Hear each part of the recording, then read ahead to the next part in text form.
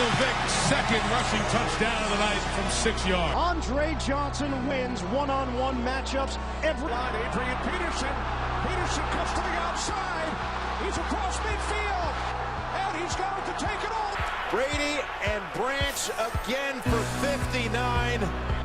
Welcome everyone to the Fantasy Gridiron. We're going on to week 2. Hope you watched our waiver wire episode where me and Scotty gave you some good suggestions on who to pick up in the waiver wire.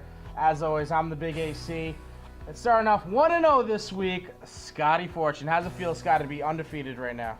Feels really good. The only thing I'm sad about is I'm only 1-0, only because I haven't played more games yet.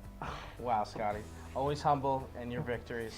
All right, a lot of questions this week. We addressed a couple in the past episode in our waiver edition. One I really want to talk about right now, probably the most common question I got last week, Scotty, was who should I start? Tony Romo or Fitzpatrick? Tony Romo or Joe Flacco? Tony Romo or Matt Castle? And you know, and the argument was good. They were like, you know, the New York Jets, very solid secondary. Who should I start? Every answer I gave them was the same. Start Tony Romo. You drafted Tony Romo in the first 5 rounds. You didn't draft him to sit him. You drafted to start him. And, you know, a couple of the options did do better. You know, as it says here, you know, Flacco did better. Cam Newton did better. Fitzgerald did better. Stafford did better. But, you know, as far as everything else goes, you know, if Romo put up a solid 20 fantasy points, you know, what do you think about that suggestion, Scotty? I think if you drafted Romo, you drafted him significantly higher than any of those guys. And if you look at him week in and week out, if he puts up an average of 20 a week, you got yourself a steal. You cannot be upset because you started Tony Romo this week. It's not like he went out and did a job this week and really didn't do that well at all. Right. Romo did a nice job. If you could have got another 7 points by starting another guy, oh, boo-hoo. You did just fine. If you go week in, week out, Romo is the correct answer. You should be starting him over Fitzpatrick. I like Fitzpatrick, but you can't sit Romo for him. That's silly. Absolutely. And that question came from Mike Miller from New Jersey. Mike, thank you very much for sending us that question. All right, now, Scotty, you know, week 2 coming up. There's definitely a lot of matches I love, but then there's definitely some I kind of want to avoid. There is some to avoid. Like, I like Tate in Houston. I like Tate for the next couple of weeks in Houston, but not this particular week against Miami. Right. Does that mean if I don't have a third running back that I'm starting some chump over him? No. But it means if I have a guy like, you know, Ben Jarvis, Green Ellis, he's playing over Tate. There's no way I'm putting Tate in. Absolutely. Now, say if you had Joseph Adai at Ben Tate, we don't really like Indy's running situation right now. I probably would put Ben Tate then over Adai. Absolutely, AC. Absolutely. Another matchup we kind of want to avoid is anybody wearing a Seattle Seahawks jersey. I can't think of a single name this week that I would want to start Seattle. That I would want to say, including Marshawn Lynch. Unfortunately, AC, I agree with you. It's hard not for me in my heart to love Lynch. How do you not like a guy with a giant gold tooth?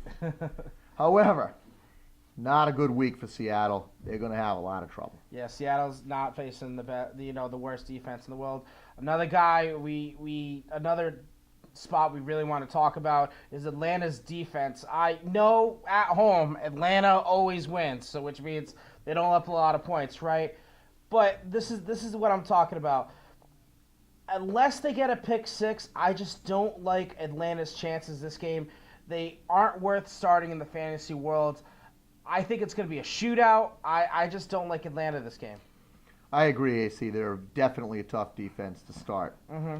Another guy I don't really want to start is I don't want to start Dwayne Bowe if I can help it this week. Right. Now, that doesn't mean I'm putting Massaquoi in over Bowe. Nope. That just means if I have 2 guys that are remotely similar, Bowe is sitting down, period. Right. I mean, Buffalo's all-star defense made Bowe invisible. So, I mean, just Detroit's twice as better as Buffalo defensively, and their secondary is especially. I just don't like this matchup at all. It's in Detroit. I'm just not a big fan. I would kind of shy away from Dwayne Bowe. We were never really a big fan of Dwayne Bowe to begin with, so it's just kind of proving us right here.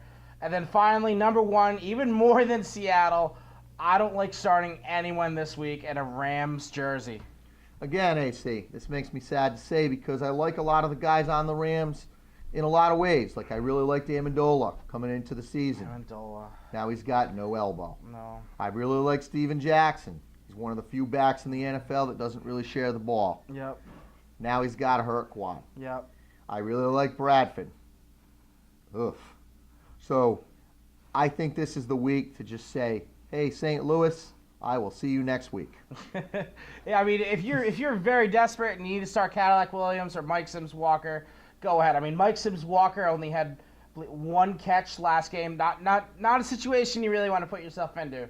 So wait a week. Wait to see what St. Louis is doing. If you're desperate, start Cadillac Williams. But if not, avoid St. Louis. But there's a lot of matchups we do like, Scotty. What's the first matchup you like? Well, I like any of the New Orleans Saints wide receivers. Meacham would be the guy I'd most want for this particular week. Lance Moore is the guy that I would most want long term.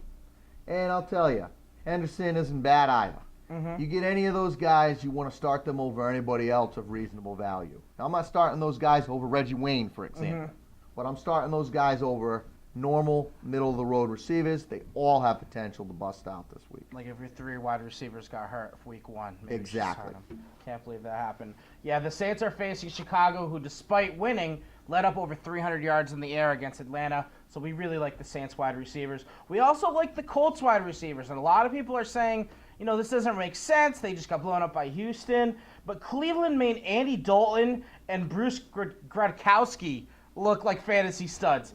I mean, obviously Kerry Collins is an upgrade to that. Their wide receiver core is tenfold better. We like the wide receivers this week for the Colts. I do, AC, and it seems crazy to say because a lot of people right now, they remember that Colts game and they remember how just abysmal they looked. Sour taste in the mouth. And obviously people are going to start winning. But I think this is the week to take the flyer on Collie and Garcon too. Absolutely. Another matchup we really like is Detroit's defense. Kansas City struggles really bad against solid secondaries, and Detroit isn't what it used to be. It's a lot stronger, especially if the game's in the air. Expect Detroit to be a very solid fantasy defense this year. I do. I think if you're streamlining defenses, this is a good week to have Detroit in there.